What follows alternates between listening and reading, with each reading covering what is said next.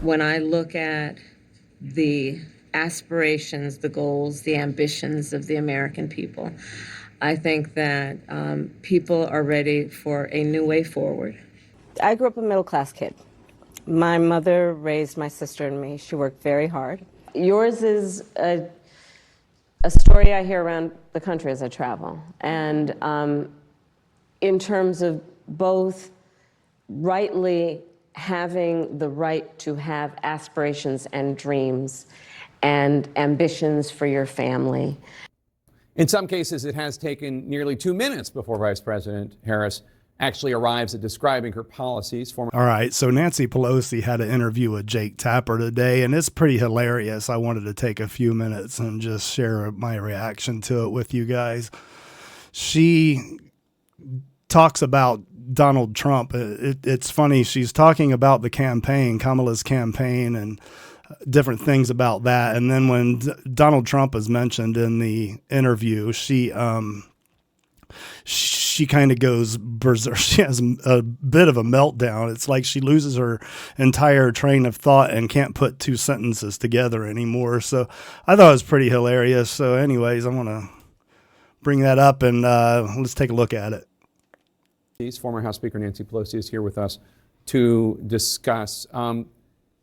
Do you think she needs to be presenting more meat on the bones of, I get that she's from a middle-class family. It's great. She's made that clear, huh? And I get that she feels people's pains. Great. But what about, like, here are the 5 things I'm going to do directly for you? Does she need to be doing more of that? Well, she'll be doing some of that tomorrow once she'll put forth her economic plan. But people like to have a connection to whoever is running for office, that they share their experience, that they understand their lives. And I think that's what... Let me ask all of you, do you feel like you have a connection with Kamala Harris? I don't. I feel fairly disconnected from her all the way around. I get what she's doing with I was raised in a middle-class family and my neighbors had nice lawns and all this stuff. She's trying to tap into the stereotypes of a regular middle-class family, but I think she misses the mark quite a bit. I don't feel a connection to her.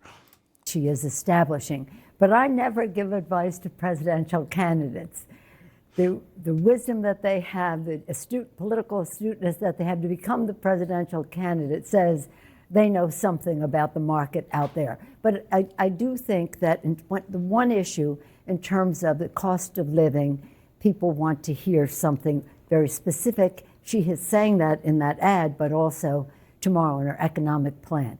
I have no complaint about how she is going forward. Oh, not a complaint, but do you think that she needs to be mixing it up more, having a press conference, more town halls? He's going to keep hammering her. She's going to keep avoiding. You know, Oprah's the queen, obviously, but that's not a tough interview sitting down with Oprah. Oprah's endorsed her. She spoke at the convention. Does she need to be doing more of that sort of thing?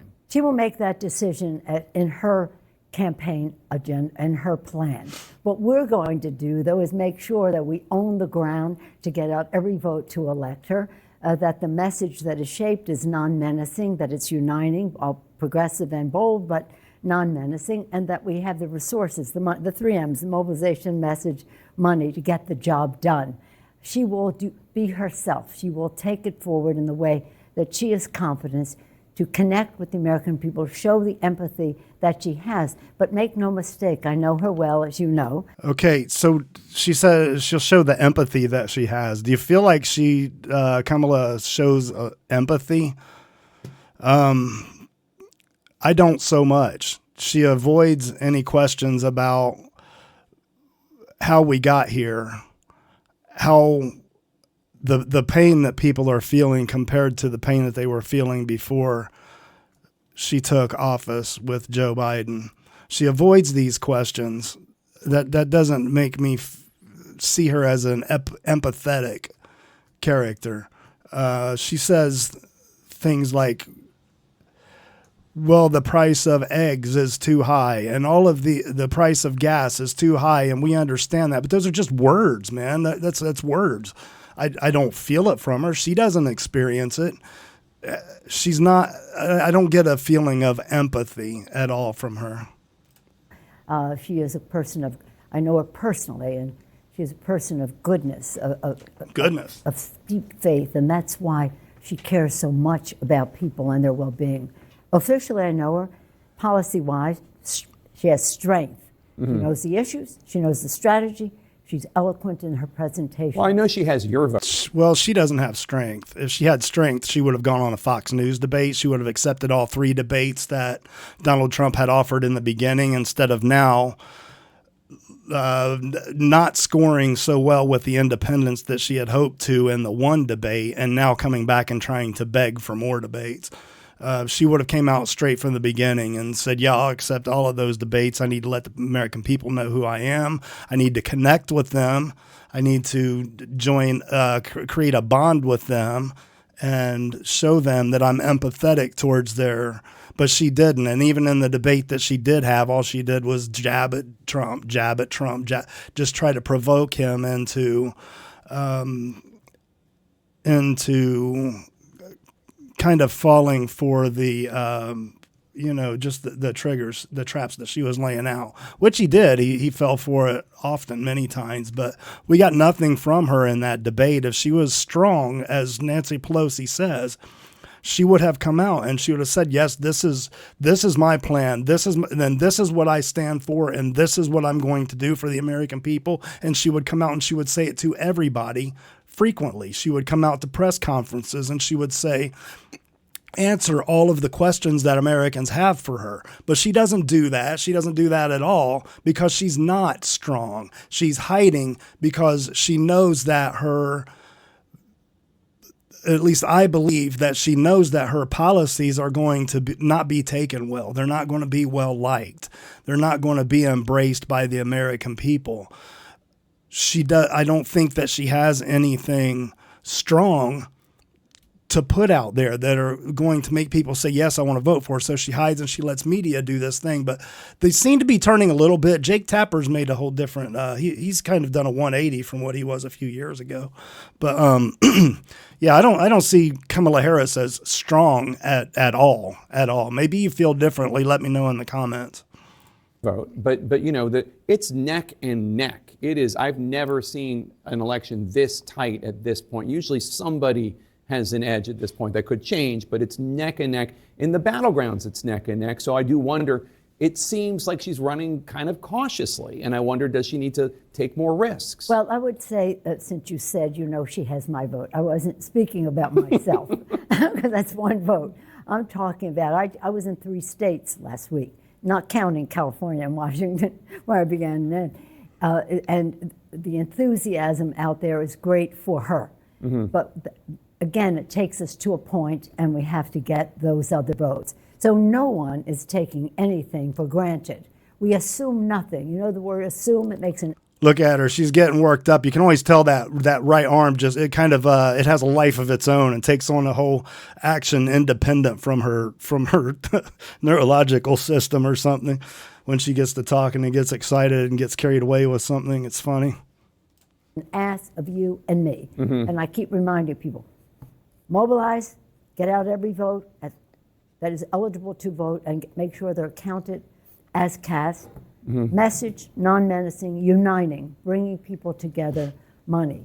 No wasted time, no underutilized resources, and no regrets the day after the election that we could have gotten out more votes. I'm sure. Do you feel like she's bringing people together, Kamala? During her last, almost 4-year tenure with Joe Biden, do you feel like the administration brought people together? Do you feel like Kamala is now trying to find common ground for everyone to agree and to... I don't see that from her at all. I don't see it from her at all. I think she seems to be avoiding, avoidance. Mostly she just avoids any interaction, any true, real, heartfelt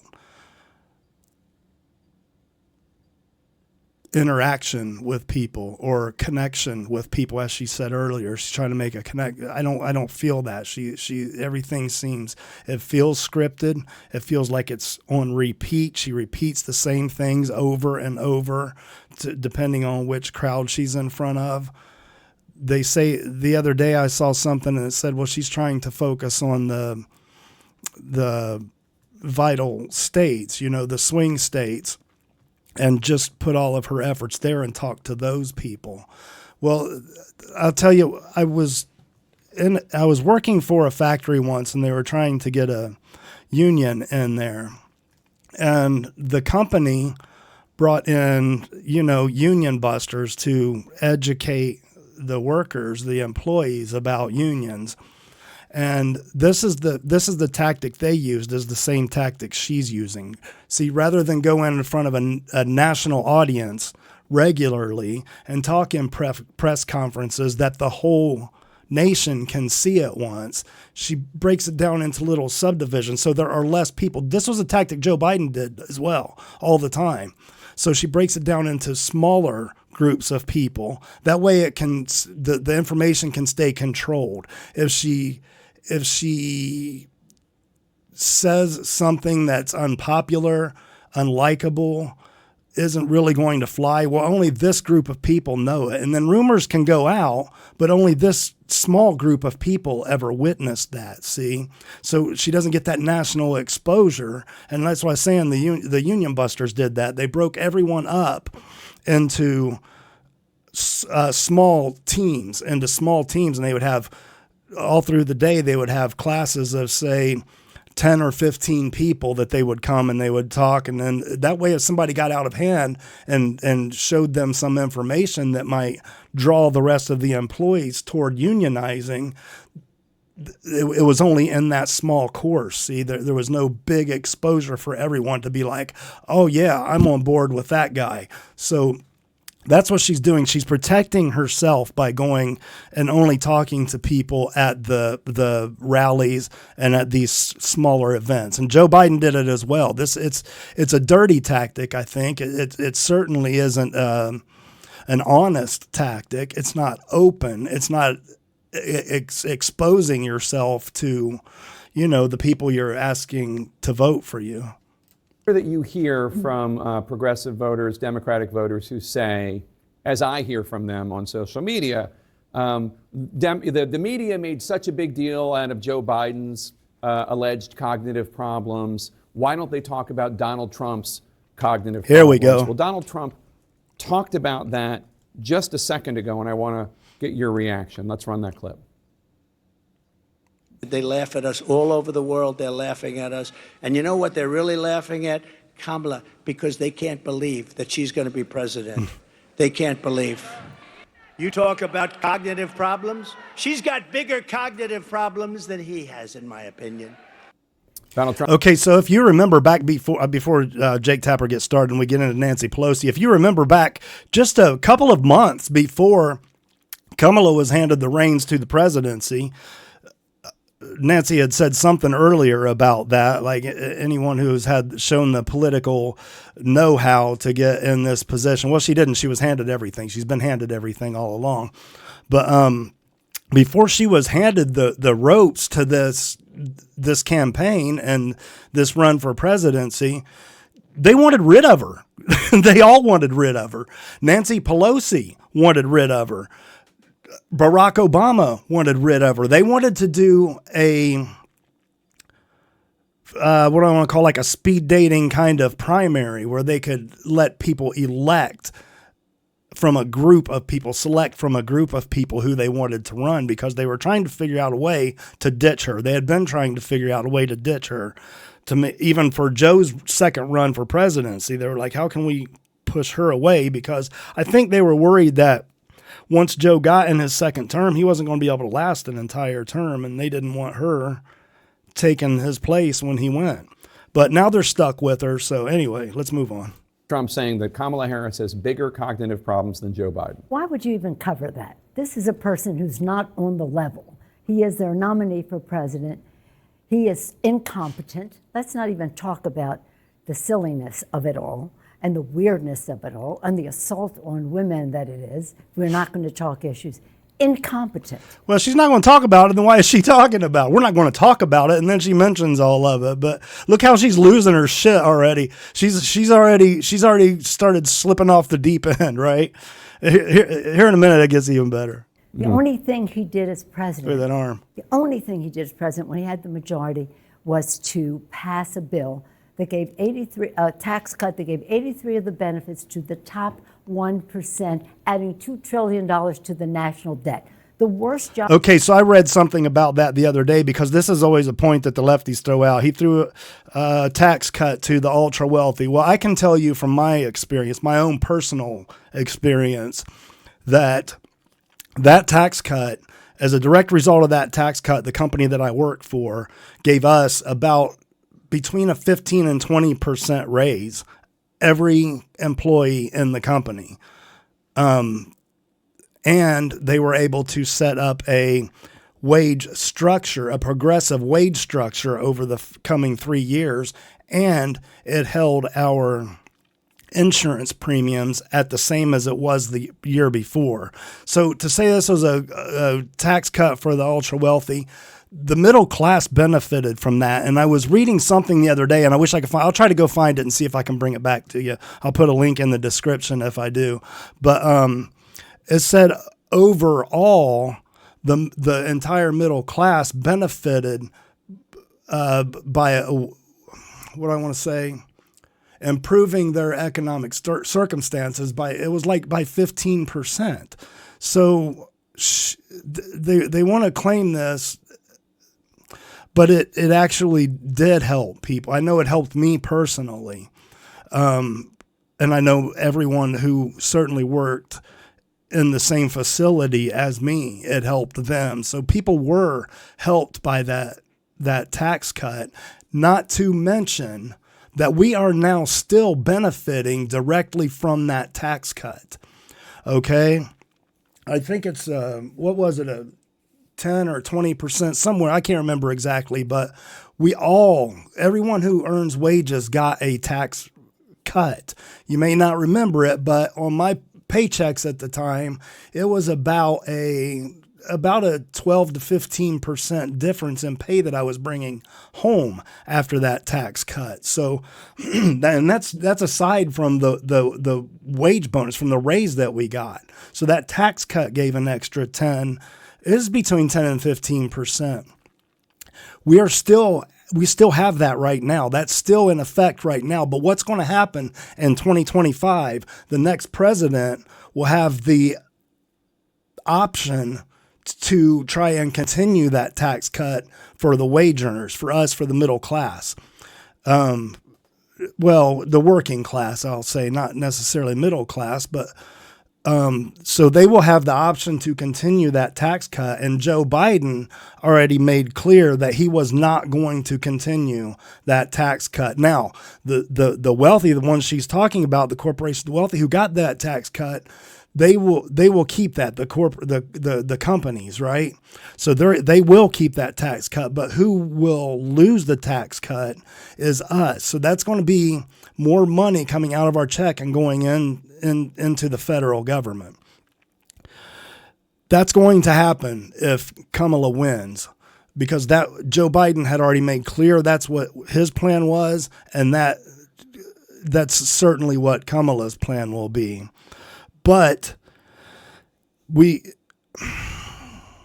Trump will be able to hopefully continue that. See, he wanted to make it permanent for the working class as well, for us on our regular paychecks, our regular earnings. He wanted to make that permanent for us, but Democrats pushed back against that and said, no, we won't stand for it. And I believe the reason why is so they always have this hot button topic that they can bounce back and forth, just like abortion, just like homelessness, just like all of these gun control, all of these things that they can just constantly keep bouncing back and forth to sway voters one way or another. So anyway, that was pretty long. I'm sorry, but let's move on.